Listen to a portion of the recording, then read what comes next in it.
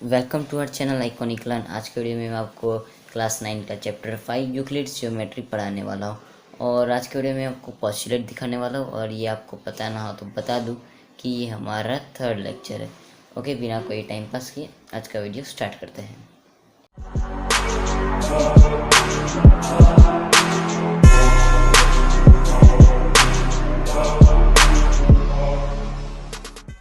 Okay, जैसा कि आपको दिख रहा है कि आज हम पोस्टुलेट चलाने वाले हैं।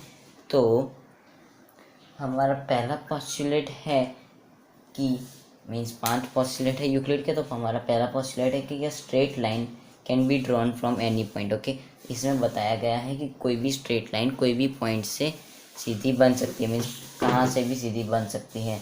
ओके, तो मैं आपको ड्रॉ करके दिखाता हूँ।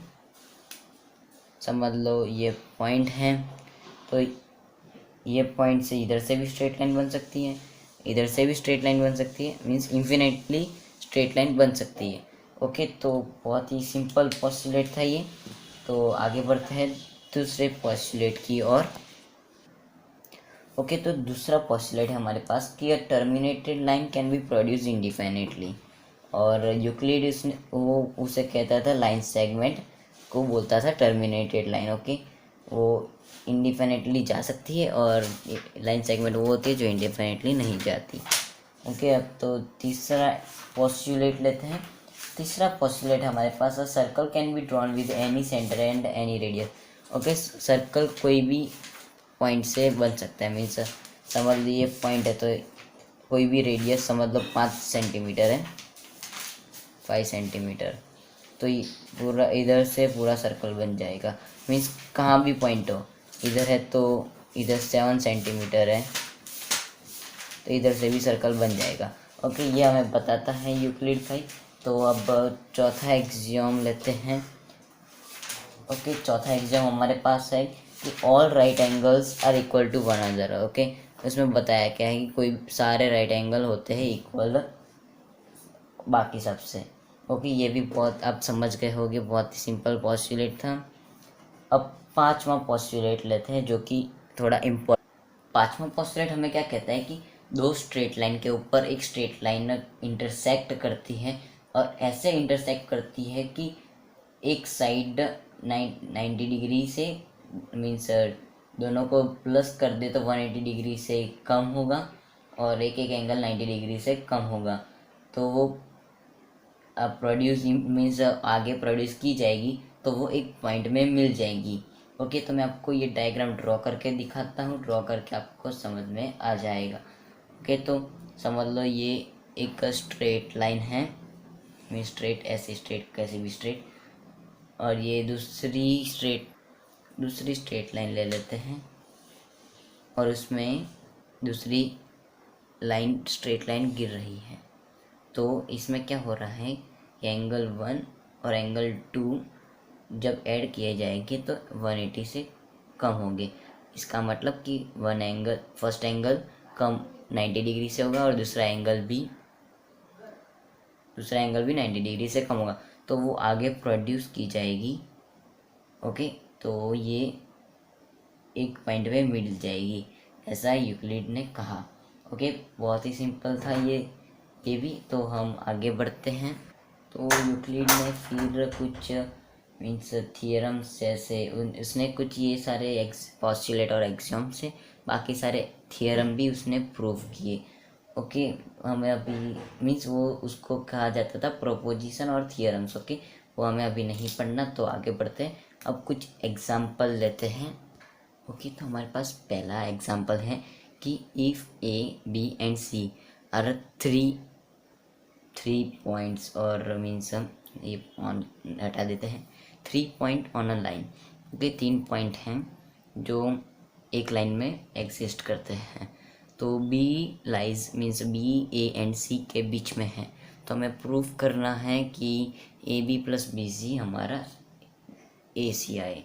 ओके, तो पहले हम अच्छा खासा डायग्राम ड्रॉ कर देते हैं।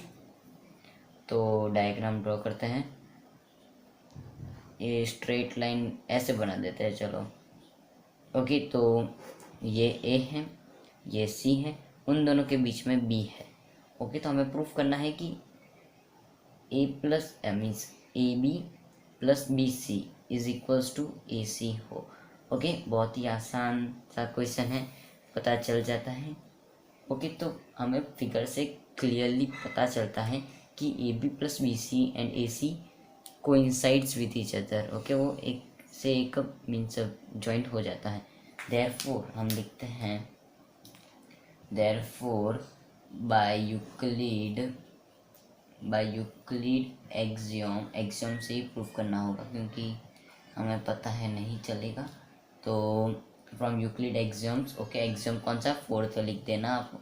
फोर्थ एक्सियम हमें क्या कहता था कि याद करो आप, फोर्थ एक्सियम याद करो। फोर्थ एक्सियम हमारा कहता था कि things which coincides with another are equal to one another. Okay, कोई भी चीज़ कोइंसाइड्स करती है तो वो एक दूसरे से इक्वल होती हैं। ओके, तो थिंग्स लिख देता हूँ, थिंग्स विच इच कहाँ लिख दिया मैंने, which coincide, okay, coincides with one another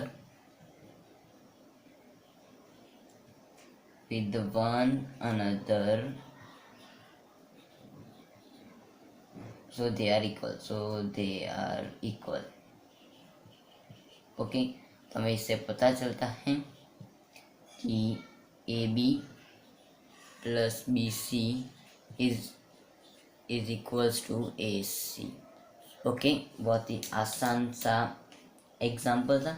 okay, आप नोट कर देना कि it has been assumed at the question that there is a unique line passing through the 2 points। Okay, हमें पता चलता है कि लाइन में से 2 पॉइंट जा रहे हैं। ओके, तो दूसरा एग्जांपल लेते हैं। दूसरा एग्जांपल है हमारे पास, in the figure if O X is equals to half X Y and P X is equals to half X Z and O X is equals to P X, then using Euclid's axiom so that X Y is equals to X Z. Okay, proof क्या करना है हमें कि X Y is equals to X Z होता है। हमें condition क्या दी गई है कि O X is equals to होता है हाफ एक्स वाई कहाँ है, यहाँ पे, तो ओ एक्स कितना होगा हमारे पास, हाफ एक्स जेड। ओके, तो दिखता है कि हाँ सही है। फिर पी एक्स क्या होता है, P X is equals to half X Z. अब P X is equals to half कर दिया एक्स जेड। ओके, बाद में और दिया गया है कि O X is equals to P X. Okay, वैसे भी हमें पता चल जाता है इधर से। Then Euclid by using Euclid axiom, तो हमें बताना है कि X Y is equals to X Z होता है। तो आंसर लिखते हैं। तो पहले तो हमें क्या दिया गया वो लिख देते हैं, O X is equals to half X Y. Okay, ये पहला इक्वेशन हुआ हमारे पास। फिर आता है कि P X is equals to half X Z दिया गया है, दूसरा इक्वेशन, और O X is equals to P X होता है ये तीसरा। ओके, तो फिर हमें 1 2 3 इक्वेशन से पता चलता है कि half X Y is equals to half X Z कहाँ से है, हमने पहले ही बताया था कि O X is equals to P X दिया गया है, तो हम वैल्यू पुट करते हैं तो ये आता है। ओके, तो अब ये इससे कट जाएगा, तो therefore X Y is equals to X Z. अब हमें बताना है कि कौन सा एक्सियम यूज़ किया गया, तो हमने वही एक्सियम यूज़ किया गया, things which are equal to the same thing are equal to one another. Okay, कैसे, ये O X is equals to P X है, तो एक्सियम क्या कहता है कि जो चीज़ें इक्वल होती है और वो चीज़ से दूसरी चीज़ इक्वल होती है तो वो चीज़ भी इक्वल होती है, यानी half X Y and half X Z भी इक्वल होगी। ओके, अब यहाँ पे क्या इस्तेमाल किया कि things which are double of the same thing are equal to one another. Okay, कोई भी चीज़ को डबल या हाफ कर दे तो वही तब भी इक्वली वैल्यू रहेगी। ओके, तो तीसरा एग्जाम्पल लेते हैं। तीसरा एग्जाम्पल हमें कहता है कि prove that an equilateral triangle can be constructed and on any given line segment. Okay, हमें बताना है कि लाइन सेगमेंट से मीन्स लाइन सेगमेंट से इक्विलेटरल ट्रायंगल बन सकता है। तो इक्विलेटरल ट्रायंगल क्या होता है आपको बताना हो तो बता दूं कि इक्विलेटरल ट्रायंगल हर साइड से इक्वल होता है, वो वाला इसे इक्विलेटरल ट्रायंगल कहते हैं। तो मैं आपको दिखाता हूँ कि आंसर में सॉल्यूशन। ओके, तो समझ लो लाइन सेगमेंट है, उसकी लेंथ ए बी है। ओके, ये ए और बी। ओके, तो हमारे पास ओके, तो हम प्रोटेक्टर लेते हैं, मीन्स मैं दिखाता हूँ आपको। ये समझ लो प्रोटेक्टर है। तो फिर एक ऐसे लाइन खींचेगी, फिर ऐसे लाइन खींचेगी, तो हमारा ऐसे इक्विलेटरल ट्रायंगल बन जाएगा। ओके, कैसे किया कि पहले इन दोनों का लाइन सेगमेंट लिया, लाइन सेगमेंट की मेज़रमेंट ली, राउंडर रखा, फिर आर्क खींच लिया, फिर हमने उस सबको ज्वाइन कर दिया। बाद में ये इक्विलेटरल ट्रायंगल बन जाएगा। ओके, बाद में हम क्या करते हैं, फिर हमने आर्क ए से यार एक आर्क मारा और बी से एक आर्क मारा। ओके, ऐसे हमारा हो जाता है प्रूफ। कि अभी प्रूफ तो नहीं हुआ, प्रूफ देते हैं अभी कि हमने इतना तो कर दिया कि चलो इधर ये सी नाम दे देते हैं। फिर तो हमें प्रूफ करना है कि triangle A B is equals to A C and is equals to B C. Okay, हमें ये बताना है। तो A B is equals to A C, क्योंकि A B is equals to A C होगा, क्योंकि रेडाई और एक ही रेडाई ली थी हमने सेम सर्कल की। ओके, फिर similar A B is equals to B C हो जाएगा, क्योंकि वैसे उसे भी हमने रेडाई से ही किया था, इसलिए हमारे ये ट्रायंगल प्रूफ हो जाता है। उम्मीद है आपको ये वीडियो अच्छा लगा होगा। अच्छा लगा हो तो लाइक एंड सब्सक्राइब करना मत भूलना, और पिछले वीडियो ना देखे हो वो देख लेना। Okay, thanks for watching.